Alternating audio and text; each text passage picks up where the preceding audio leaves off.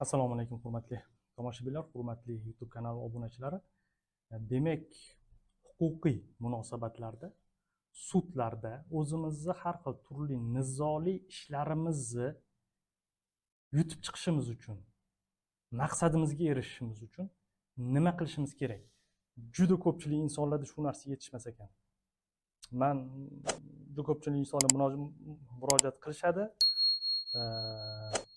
Va shu narsaga amin bo'ldimki, bizadagi katta muammolardan bittasi, birinchisi, agar siz qanaqadir ishda natijaga erishmoqchi bo'lsangiz, sizda maqsad bo'lishi kerak. Maqsad. Ya'ni qat'iy maqsadingiz bo'lishi kerak. Mana shu narsaga erishaman va shu bo'yicha harakat qilaman va o'zimni manfaatim yo'lida demak bu narsaga erishaman deb hal qilib qaror chiqarish uchun maqsad bo'lishi kerak. Ikkinchisi sabr bo'lishi kerak. Sabr. Do'stim, men juda ko'p insonlarni ko'ryapman. Fuqarolik sudiga borganda bo'lar bo'lmas narsaga turli janjallar chiqarib, u fuqarolik sudida yoki iqtisodiy sudda ishtirok etish, unda qanaqa qilib protsessual qonun qoidalarini amalga oshirish va nimani birinchi, nimani keyin qilish kerak bo'ladigan narsalarni hech kim bir strategiya qilib, reja qilib olib bormaydi va boradi, janjal qilgani borganini ko'rdim. Do'stim, sud bu janjal qiladigan joy emas, u jang maydoni emas. Sud bu aniq maqsad sari harakat qilinadigan joy. U bo'yicha alohida strategiya bo'lishi kerak. Strategiyangiz bo'lmasa, siz sudda yutqizishingiz aniq. Nimaga? Chunki siz xaos ichida bo'lasiz.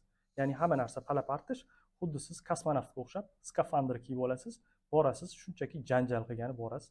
Na sudga manfaatli bo'ladi, na o'zingizga, va siz zarar ko'rasiz va keyin nima bo'ladi? Sud hammasiga aybdor. Sud qonunchiligiga rioya qilmaydi.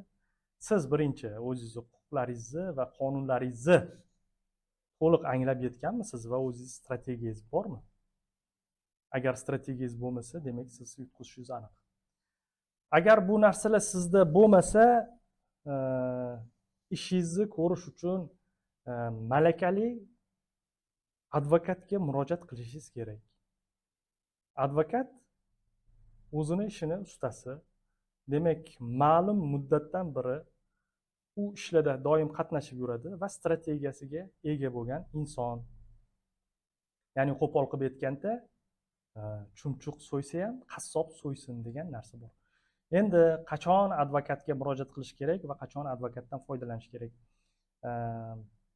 Borib birinchidan advokatdan bir maslahat olishimiz kerak bo'ladi.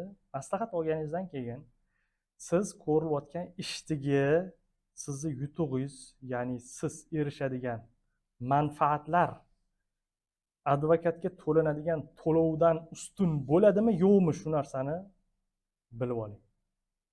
Shuni bilganingizdan keyin siz qo'rqmasdan harakatni boshlashingiz kerak va harakatni boshlagandan keyin sabr ham qilish kerak. Sabr degan narsa.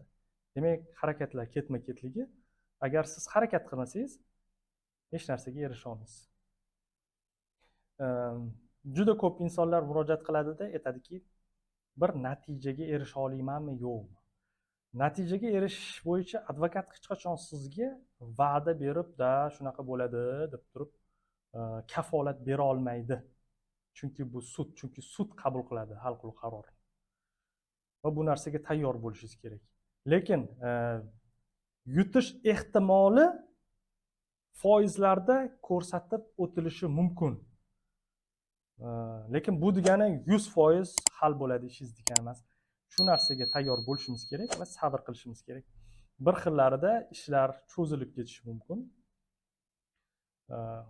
Va sabr bilan shuni harakatini qilishimiz kerak.